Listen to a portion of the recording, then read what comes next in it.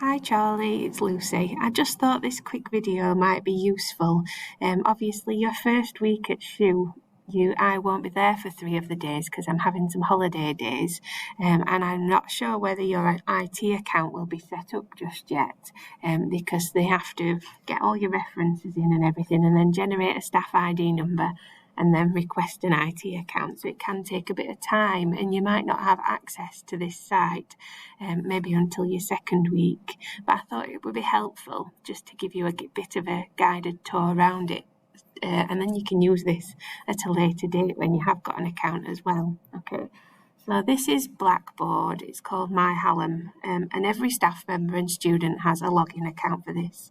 If you went to another university, they'd have an equivalent. So, for example, at York, they have the virtual learning environment, and if you went to Manchester, they have something called Moodle, but we use My Hallam. Okay, so this is My Hallam. So all you do is you type My Hallam into Google, and it comes up, and it asks you to log in. And when you log in, it looks something like this.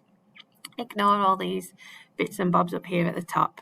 You can access the library and students can access their record through here. It's called MSR, My Student Record, and that's where they can see all the grades. They can change their personal details, they can find out where their placement is when it's released and all that kind of stuff, but we don't need to worry about that. This is the bit we need to worry about, all down here below the purple line. So on the right hand side, you can access your emails this way. So if you were using your own laptop at home and you haven't got your staff laptop yet, then you can go in here and access your emails. Students can access the timetables. I never use that button because once you've got your staff laptop, you'll use Outlook down at the bottom here. And that will have your emails, and you can see my calendar's popping up there. You'll have your calendar, and I'll show you how to use that as well, so don't worry. You can access Google Drive, which we do use quite a lot, and that's where you can look at shared documents. For example, if you're in the recruitment team, recruiting new student nurses, there's a recruitment document folder in Google Drive. Module evaluations, we don't need to worry about too much. Once a year, we ask the students to evaluate the modules, and that's where we'd look at the results if we were a module leader. I don't use Google Apps. Panopto, I don't personally use, but colleagues do. You can create recorded lectures and share them with your students. PebblePad we do use, and you're going to have a session with my colleague Paula Siddall who will teach you all about that. But PebblePad is where you will find MyPad, and that is the students, like when you were a student, you had a placement booklet where you got all your testimonies and signed your competencies off and things. It's online now, it's digital, and it's called MyPad, and the platform is PebblePad, so it's in there. Okay, so the bit we do need to think about is this bit down the side. And this is where you find module sites. So when you are given some teaching, so you'll look on you'll go here into your emails, and it'll tell you what you're teaching and what you're doing that week.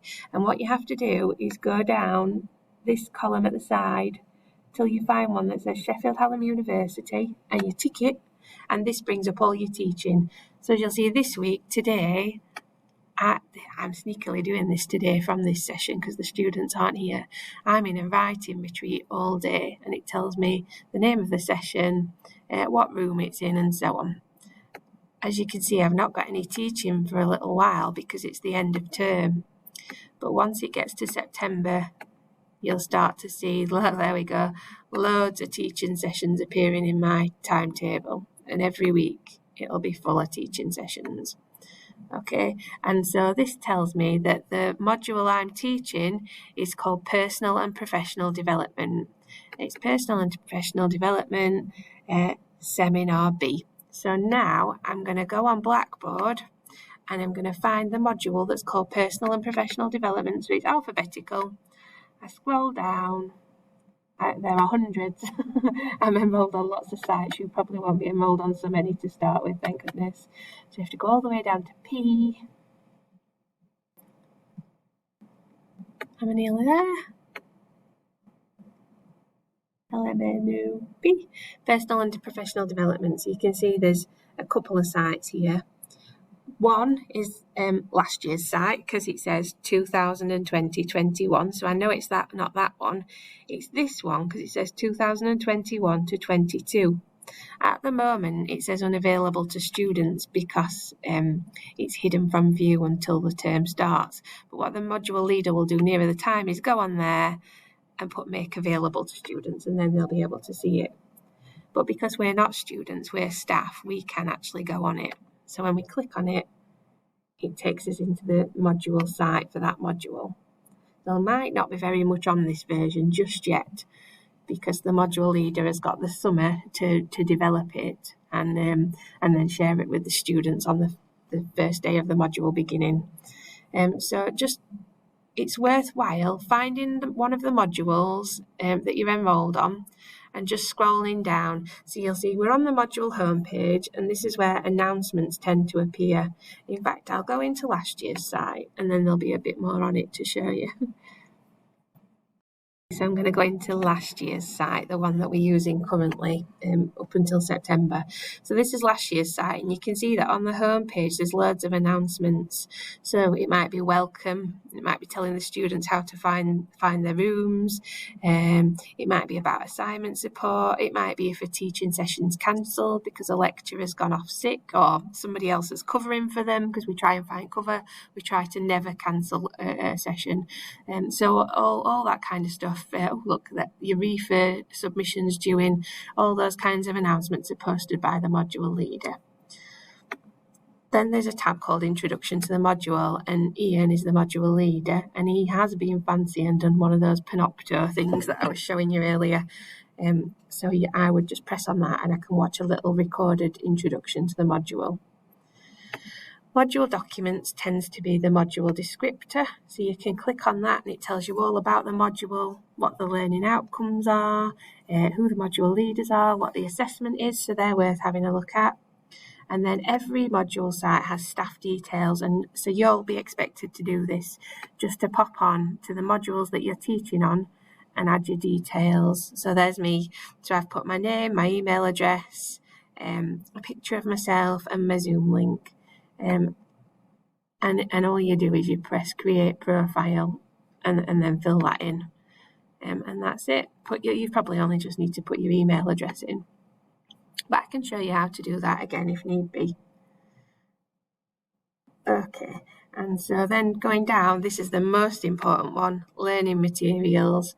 So every teaching session has got its own little folder. So this module ran a little bit differently. It had a theme every 2 weeks. So they've put week 10 and 11, week 12 and 13.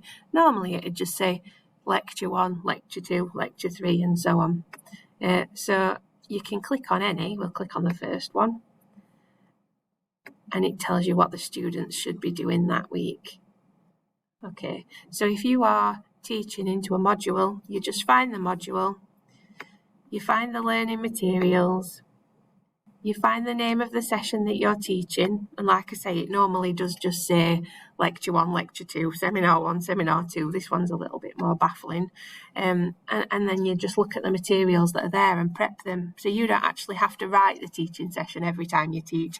It's already being prepped by somebody, and every lecturer that teaches that session uses the same materials. And you can give it your own little, twists and quirks and add your own little bits in. But generally it should be similar, because then the students can see that no matter which class they're in, they're getting an equitable experience. They're all getting the same thing. Okay, we don't really use discussion boards or anything like that in this module.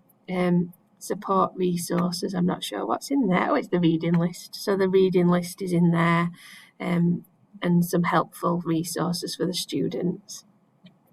And then the next bit we need to know about is the assessment. So you click on assessment information, and this is where all the information about the assignment or exam is. And so for each module, you can see how the students will be assessed. And if you were asked to mark something, this is where you would go to find the information about that assignment. If you were asked to mark something, then scroll right down to the bottom and click on Grade Centre, and then Full Grade Centre. And this tells you all the students' names, and their assignment is there for you to mark. Okay. Just to add, don't worry about that at all. If and when we ask you to mark something, we would ask you to mark a very small number to start with. We would give you a buddy to look after you and guide you through the marking process, maybe do a couple with you, show you some examples and so on. And we would teach you all that at the time, so please don't worry.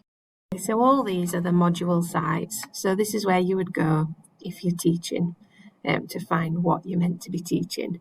But a little bit further down, you'll notice, well, I'll go a bit faster because it's quite a lot further down. These are all the modules, and then about halfway down the page, it changes from module sites to organisational sites. And on here, this is where you'll find, so there's a guide to being an academic advisor.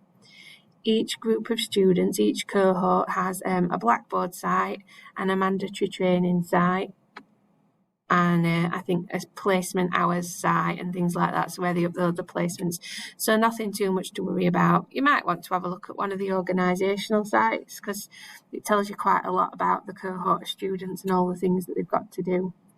If I just keep going down, and then there's a few other useful ones. I think there's even, so there's somewhere, nursing and midwifery staff induction site. So if you can just find that one, let me know if you're not enrolled on it. And this is like a welcome site. So it's got a welcome from the head of the department. It's got some induction documents. It's got an induction checklist that's really useful. It's a tiny, tiny bit dated now, but generally still very useful.